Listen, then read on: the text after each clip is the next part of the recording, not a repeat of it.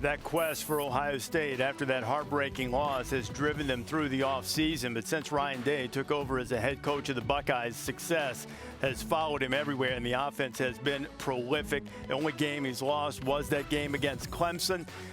Put up big numbers in yardage, and even since 2018, he's coaching 23 of the 34 games as the head coach. You see the level of success that Ohio State has had.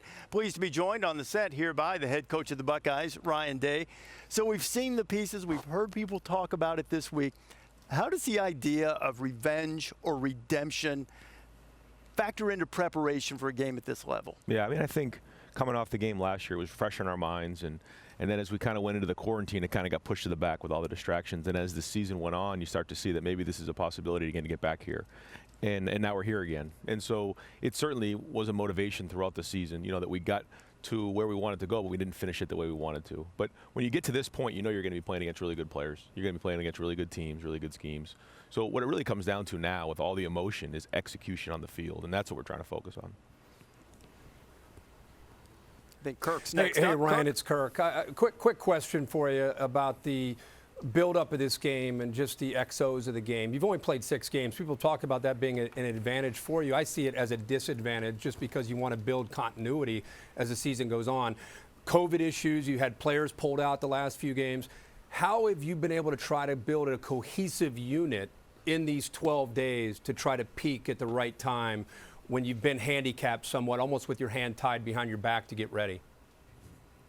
Yeah, I mean, that's been the challenge, is that we just haven't played as many games, especially in the last month. It just hasn't been that cohesiveness. And that's one of the things that we've been talking about for the last month, is that we have to play our best game, you know, however that works out on all 3 phases. I don't think we've done that yet. I don't think we've done it on offense. I don't think we've done it as a team. And so, you know, there's been times where we've really flashed. We've played well. But the focus is just about, you know, one night we have to all come together and execute at a high level. And that's all about the preparation leading into the game, spending as much of our focus as we can, not so much on, you know, playing Clemson or the rematch or all the things that come with that, but more about doing your job and being accountable to the guy next to you.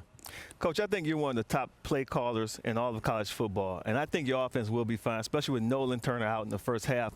Defensively, could you give us an X factor who may be somebody to focus on in this game tonight? Yeah, I mean, when you get into games like this, a lot of times you don't know who that X factor is going to be, and then all of a sudden, like in our game last week, you would never thought it was Trey Sermon, and he had a huge game. He was the X factor in that game. But I think, you know, you got the front, you know, and I think our front, you know, has to play well. Yeah. Anytime you're in a game like this, you have to control the line of scrimmage. You have to get pressure, you know, on the quarterback. You know, the linebackers, we have veteran linebackers. Right. You know, we have linebackers that we feel like have played a lot of football here. They have a lot of experience, and I think sometimes the matchups there with Etienne is going to be critical. Right. And then in the back end, we have to play well. We've gotten better since the Indiana game, but this is going to be the true test. Gotcha. When you look at your offense, and we watch and we see the numbers with Justin, and he seems like he's struggling a little bit. Listen, he came out the gates stupid. I mean, he had no incompletions for a couple weeks, and it was insane. But what is he doing now? What is he struggling with? Or what do you need from him tonight? Well, I think he just needs to be himself. I mean, he's obviously a great quarterback, and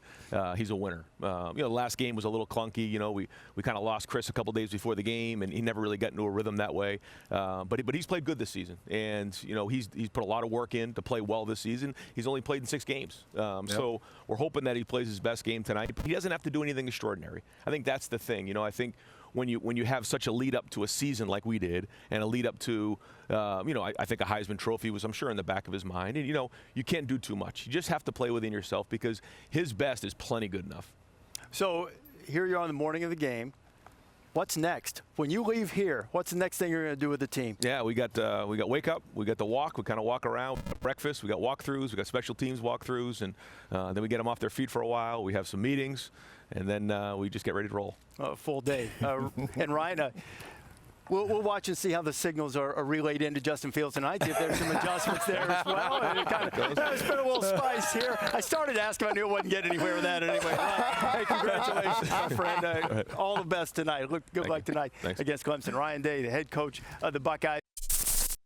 Thank you for watching ESPN on YouTube. For live streaming sports and premium content, subscribe to ESPN+.